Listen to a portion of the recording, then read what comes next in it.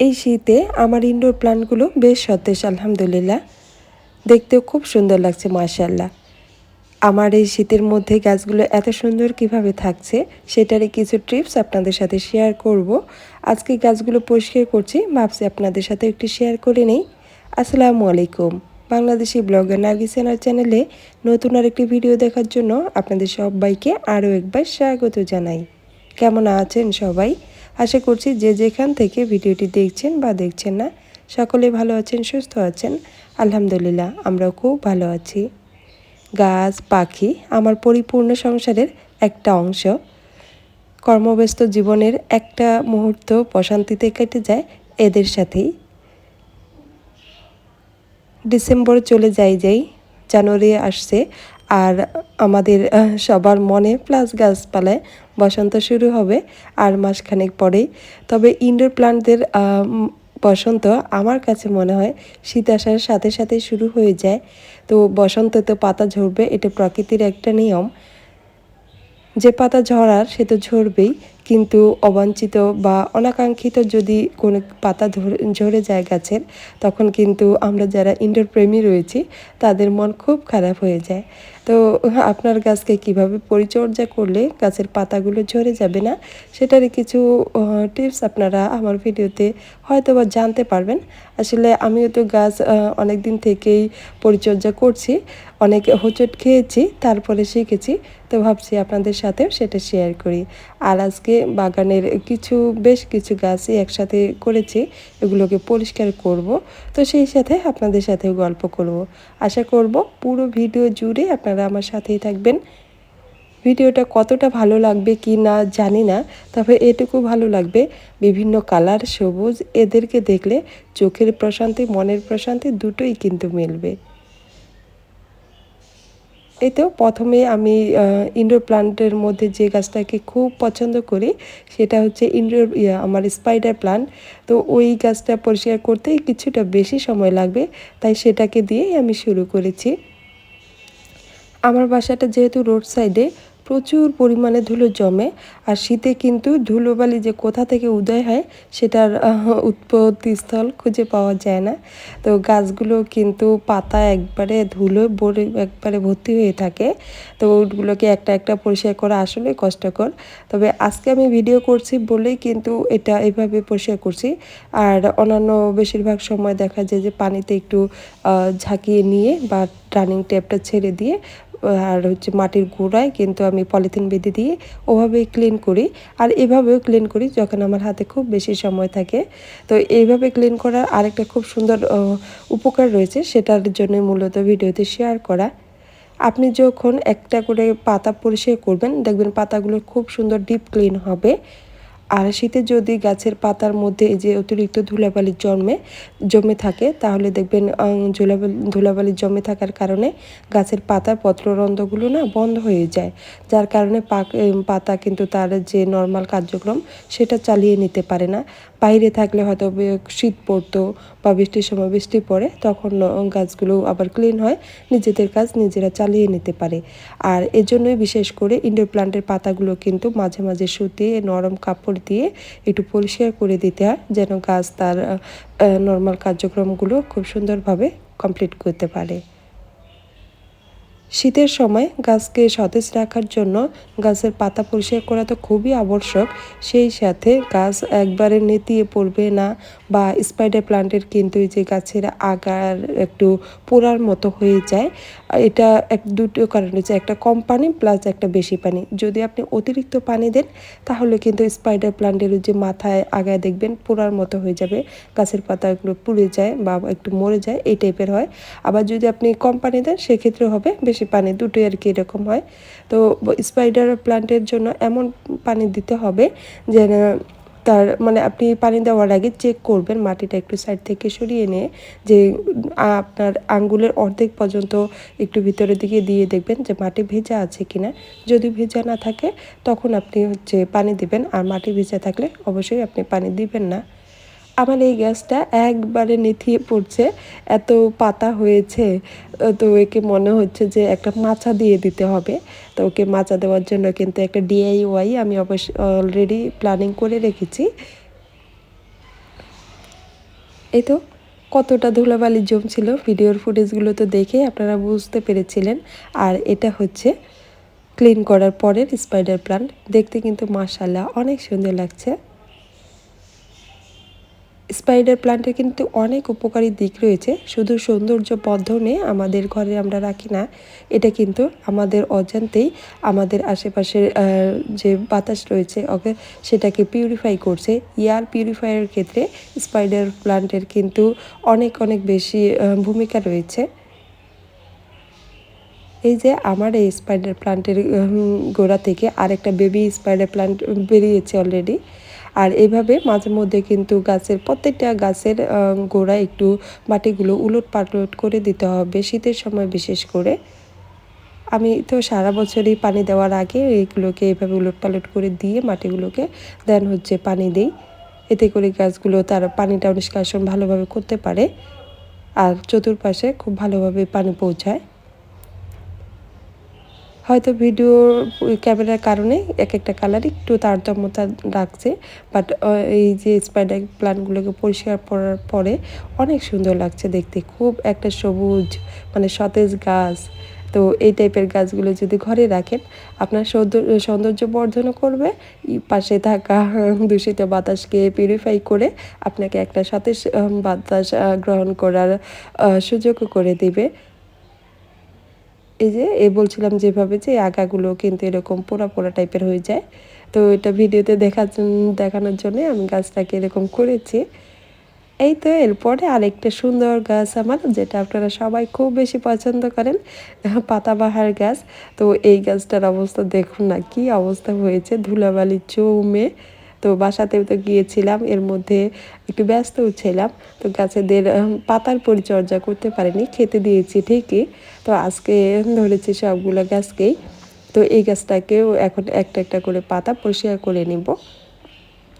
গাছের পাতা যখন আপনি কন্টিনিউ পরিষ্কার করবেন খুব বেশি সময় লাগবে না, বাট যখন একবারেই আপনি এটা পরিষ্কার করবেন না, ধুলোবালি একবারে স্তূপ পড়ে যাবে, দাগ বসে যাবে, তখন কিন্তু পরিষ্কার করলেও কিছু কিছু দাগ থেকে যায়। এই জন্যই যদি গাছ লাগান অবশ্যই গাছের প্রতি একটু যত্ন নেবেন, দেখবেন গাছগুলো বেশ ভালো থাকবে। আর টাকা দিয়ে যেহেতু গাছ কিনবো, গাছকে যদি একটু ভালোবেসে পরিচর্যায় না করলাম তাহলে তো টাকাটা অপচয় করে অযথাই কোনো দরকার ছিল না। সেই সাথে গাছকেও আপনি কষ্ট দেওয়ার কোনো অধিকার বলবো আপনার আমার কারো এটা নেই। তো গাছ যদি আমরা বাড়িতে লাগাই, ঘরে লাগাই, সেটা অবশ্যই আমরা পরিচর্যা করব। আমার প্রত্যেকটা গাছকেই কিন্তু আমি কোনো কীটনাশক বা রাসায়নিক সার ব্যবহার করি না। এই যে সতেজ প্রাণবন্ত যেটাই দেখছেন না কেন আর যে ভাষাতেই বলি না কেন, পুরোটাই কিন্তু জৈব সার আমি তৈরি করি। তবে গোবর বা হচ্ছে গবাদি পশুর যে উচ্ছিষ্ট এগুলো দেই না, এগুলো আসলে ঢাকায় তো পাওয়া যায় না তেমন। তো এগুলো কি করি আমি, রান্নাঘরের যে পেঁয়াজ রসুন এগুলোর খোসাগুলো পানিতে ভিজিয়ে রাখি, ডাল, চাল ধোয়া পানি, ভাতের মাড়, এগুলো সবগুলোই আমি একসাথে ভিজিয়ে রাখি, একটা বালতিই করেছি, ওটার মধ্যে কন্টিনিউ আমার একটার পর একটা ভিজানো থাকে। তো ওই পানিগুলোই সপ্তাহে যে যতদিন পানি দেওয়ার প্রয়োজন হয় ওগুলোই দিই, শুধু নর্মাল আর আগের মতো পানি দিই না। আসলে গাছ লাগাতে গিয়ে প্রথমের দিকে আমি প্রচুর হোঁচট খেয়েছি, অনেক গাছ কিনেছি অনেক পরিমাণে। আপনাদের ভাইয়া তো বলে যে আমি যে পরিমাণ গাছ কিনেছি আমি আমার শখের একটা জিনিস এটাতে বানিয়ে নিতে পারতাম আর কি। তো যাই হোক, গাছ আমার একটা নেশার মতো জিনিস হয়ে গেছে, গাছ পাখি মানে মাসের স্যালারি তোলার সাথে সাথে আমার একটা করে গাছ কিনতেই হবে। তবে খুব বেশি দামি গাছ দিয়ে যে আপনাকে ঘর সাজাতে হবে বা ইনডোর প্ল্যান্ট রাখতে হবে এটা কিন্তু না, খুব অল্প দামে আপনি ইনডোর প্ল্যান্ট এনে ঘরকে সাজিয়ে রাখতে পারেন। এই যে আমার এখানে যে যে গাছগুলো দেখবেন একটাও কিন্তু মনে হয় না যে 200 টাকার উপরে আমার কাছে কোনো গাছ আছে, সর্বোচ্চ 200 টাকা। তবে ম্যাক্সিমামই আমার কাছে 1 থেকে 150 টাকার মতো গাছ। এই যে সুন্দর একটা হলুদ গ্রিনিশ কালার একটা ফিলোডেন্ড্রন দেখছেন, এই যে এই গাছটা, এটা কিন্তু মাত্র 50 টাকা, কেউ বিশ্বাসই করবে না। এই গাছটার একটা বিশেষত্ব ও আকর্ষণিক দিক হচ্ছে সবুজ পাতাটা হয়, মানে নিচের যে গোড়া পাতাটা ওটা পুরোটা সবুজ হয়, আর প্রথম দিকে যে পাতাটা বের হয় কলি থেকে ওই পাতাটা না পুরো একবারে এত সুন্দর একটা হলুদ কালার, মানে পিওর হলুদ বলতে যা বোঝায় আর কি, যেটা আমরা নর্মালি চোখে দেখতে পাই না, এত সুন্দর একটা হলুদ কালার হয়। তো হলুদ আর সবুজের কম্বিনেশনে গাছ প্লাস গাছের আশেপাশের এরিয়াটুকু অনেক সুন্দর লাগে। আর এই তো আরেকটা পিঙ্কি স্টিকি গাছ প্লাস পাতার সৌন্দর্য, তার স্টিকের সৌন্দর্য, এই গাছটাও তো অনেক আগে আপনাদের সাথে শেয়ার করেছি। এটাও কিন্তু আমার খুব পছন্দের একটা গাছ। তো এটারও দাম কিন্তু মাত্র 100 টাকা। আর এই যে অ্যাগ্লোনেমা, এটারও দাম মাত্র 150 টাকা। আর আমার আরেকটা পছন্দের গাছ, যেটা তাল পাতার মতো বেনুনি করা থাকে, এই যে পাতাগুলো, এটাও মাত্র কিন্তু 50 টাকা ছিল। আর স্নেক প্লান্ট, এগুলোর তো দাম খুব বেশি না, 1 থেকে 150 টাকার মধ্যে আপনি কিন্তু অনেক বেশি এই সুন্দর সুন্দর গাছগুলোকে কালেক্ট করতে পারবেন। আর সিঙ্গোনিয়াম, বাসায় গিয়েছিলাম তখন আমি এই সিঙ্গোনিয়াম গাছটা নিয়ে এসেছি। তো সবগুলো গাছকেই আজকে একটু পরিষ্কার করে দিব। গাছগুলো যখন পরিষ্কার করব তখন কিন্তু অবশ্যই সুতি নরম কাপড় দিয়ে আলতো করে এগুলো পরিষ্কার করতে হবে। ফিলোডেন্ড্রন আমার কাছে 2টার প্রজাতি রয়েছে। তো 2 প্রজাতির ফিলোডেন্ড্রন, এটার মধ্যে এইটাকে আমি পানিতে রেখেছি প্রায় 3-4 মাসের বেশি হবে। এই গাছটা কিন্তু পানিতেই রেখেছিলাম, মাত্র 4টা পাতা দিয়ে রেখেছিলাম পানিতে। আর আস্তে আস্তে এটা থেকে কিন্তু এই তো এরকমও একবারে ঝোপালো হয়ে গিয়েছে পানিতে রাখার পরেও। আর এই তো সবার প্রিয় ক্রিসমাস ট্রি। তো অনেকে বলে এটা ঘরে হয় না, আসলে এটা কিন্তু ইনডোর প্ল্যান্ট না, এটা সেমি ইনডোর প্ল্যান্ট। তবে এটাকে প্রায় সপ্তাহে 2 দিনের মতো অবশ্যই রোদেই রাখতে হয়। যাদের বাসায় বারান্দার মধ্যে রোদ আসে তারা কিন্তু এই ক্রিসমাস গাছটাকে রেখে দিতে পারেন, যেটা 150 থেকে 200 টাকার মধ্যে বাজারে অ্যাভেলেবেল। তবে গাছগুলোর দাম, আসলে একটা জিনিস খেয়াল করলাম, আমি তো ঢাকার বিভিন্ন নার্সারিতে গিয়েছি বা যাই এখনও। তো আসলে নার্সারির জায়গা ভেদে গাছের দামের পরিবর্তন হয়। যেমন সুপ্রিম কোর্টের সামনে গাছের একরকম দাম, আমার বাসার সামনে নার্সারিতে গাছের এক রকম দাম। যেগুলো গাছ আমি 50 টাকায় কালেক্ট করি আমার বাসার আশেপাশে থেকে, সেগুলো কিন্তু আপনার সুপ্রিম কোর্ট বলেন, মিরপুর বলেন, তারপর এই ধানমন্ডি, মোহাম্মদপুর, ওগুলোর দিকে কিন্তু একটু তুলনামূলক বলতে একটু হাই রেঞ্জেই হয়ে থাকে। এই যে অ্যাগ্লোনেমার সুন্দর গাছটা দেখবেন আমার ফুটেজের মধ্যে, তো এটা কিন্তু মাত্র 150 টাকায়, এত সুন্দর ঝোপালো একটা গাছ। অ্যাগ্লোনেমা লিপস্টিক একটা গাছ আছে ভিডিওতে, তো ও গাছটারও কিন্তু দাম মাত্র 150 টাকা। তো এটা আসলে জায়গা ভেদে গাছের দাম বেড়ে যায় আর কি। আমি জানি না এখন পর্যন্ত আপনারা আমার ভিডিওটি দেখছেন কি না।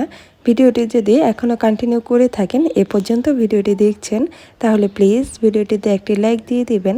আপনাদের একটা লাইক ভিডিওটা আরও বেশ কয়েকজনকে দেখার সুযোগ করে দেবে। এই যে সুন্দর একটা গ্রিনিশ কালার আর একটা ফিলোডেন্ড্রন, ওই যে পানিতে যেটা রেখেছিলাম তারই একটা প্রজাতি। তো এটা মাত্র কিন্তু 50 টাকা দিয়ে কিনেছিলাম 2022 সালের ফেব্রুয়ারি মাসের প্রথম দিকেই। এটা আমার অনেক মনে আছে, কারণ রোড সাইডে একজন মামার কাছ থেকে কিনেছিলাম। ছোট্ট একটা নার্সারি, একবারে ছোট্ট একটা নার্সারি। তো গাড়ি থেকে নেমেই চোখে পড়েছিল, চলে গিয়েছিলাম। তো অনেকক্ষণ ওই মামার সাথে গল্প করেছি গাছ নিয়ে। তো সেজন্য এটার আসলে স্মৃতিটা খুবই মনে রয়েছে। মামা এটার পরিচর্যা সম্পর্কে সব কিছু ডিটেলস বলেছিলেন আর কি, সেজন্যই পুরো ডিটেলসটাই মনে রেখেছি। এই তো সবগুলো গাছ পরিষ্কার করে এক এক করে যখন একসাথে রেখেছি, আর আমার কিউটি পাখিগুলোকেও কিন্তু এখানে ছেড়ে দিয়েছিলাম। তো ওটার ফুটেজটা নিতে গিয়ে দেখি ফোনে চার্জ শেষ হয়ে গিয়েছে, যার কারণে পাখিদের ফুটেজগুলো নেওয়া সম্ভব হয়নি। সন্ধ্যা হয়ে গিয়েছিল প্রায়। আর আজকে আমি আমার এই সবুজ অরণ্যটা ক্রিয়েট করেছি আমার মেইন রোডের কাছেই, একবারে মেইন রোড দিয়ে ঢুকতেই যে আমার বাসার গলিটা রয়েছে সেটাতেই আর কি। তো ওখানে যে এই আমার সবুজ অরণ্যটা তৈরি করছি, দেখতে কিন্তু খুব ভালো লাগছিল। আর এই যে এই স্নেক প্লান্ট, আমি এই স্নেক প্লান্টটাকে মানে কেটে কেটে 3টা টবে লাগিয়েছি, দেখতেই পাচ্ছেন মনে হয়। তো এই সবগুলো গাছ মিলিয়েছিল মাত্র 200 টাকা। আর এই তো এই যে এই ফিলোডেন্ড্রনটা পরিষ্কার করার আগে একটু কেমন যেন ফ্যাকাশে লাগছিল, আর পরিষ্কার করার পরে এতটা সুন্দর লাগছিল। আর ঝোপালো তো মাশাল্লাহ, এটা বলতে গিয়েই চোখের একটা কেমন দূরদর্শিতা মনে হয় কাজ করছিল। দেখতে সত্যি সত্যি মাশাল্লাহ অনেক ভালো লাগছিল। তো আপনাদের কাছে কেমন লাগছে আমার এই গাছগুলো, আপনারা কিন্তু আপনাদের ভালো লাগা কিংবা মন্দ লাগা কমেন্টসে জানাতে পারেন। আপনাদের কমেন্টস সত্যি বেশি আমার ভালো লাগে, তো আপনারা সুন্দর সুন্দর কমেন্টস করবেন। আর এই তো আরেকটা সুন্দর মানি প্ল্যান্ট, এরকম মানি প্ল্যান্ট আমার 3টা রয়েছে। আগের প্রথম যে মানি প্ল্যান্ট লাগিয়েছিলাম ওটা তো প্রায় দেখেন ওই যে পাখিকে ঝুলিয়ে রাখি, পাখিরা বসে থাকে, ওটা অনেক বেশি লতানো হয়েছে। আর এই যে এটাও বেশ লতানো হয়েছিল, কিছুটা কেটে দিয়েছি। তো মানি প্ল্যান্টগুলো কিন্তু অনেক সুন্দর, ওগুলো পরিষ্কার করেছি। আর এটাই যে মার্বেল মানি প্ল্যান্ট, এটাও পরিষ্কার করেছি। আর শীতের সময় আমি চেষ্টা করি প্রত্যেকটা গাছের গোড়া একবারে ফ্রি রাখার জন্য। গাছের গোড়া তো মাঝে মধ্যে পাথর দেই, কিন্তু আমি শীতের সময় এটা করি না, হয়তো সাজানোর জন্য 2-1 দিন রাখি।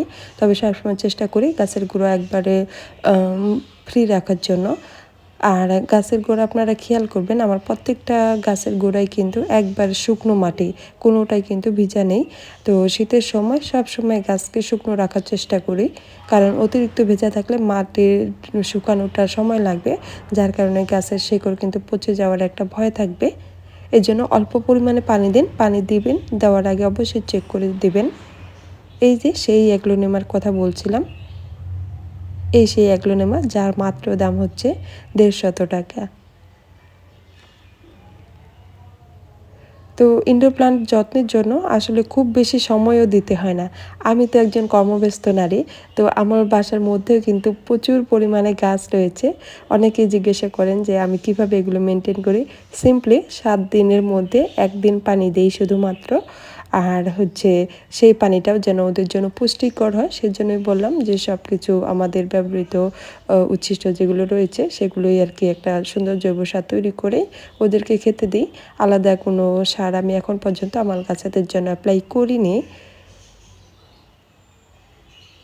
তো আপনাদের কাছে আবার রিকোয়েস্ট করব, আমার এই ভিডিওটা আপনাদের কাছে কেমন লেগেছে, আমার এই গাছগুলো আপনাদের কতটা ভালো লেগেছে আপনারা কিন্তু অবশ্যই কমেন্টসে জানাতে পারেন।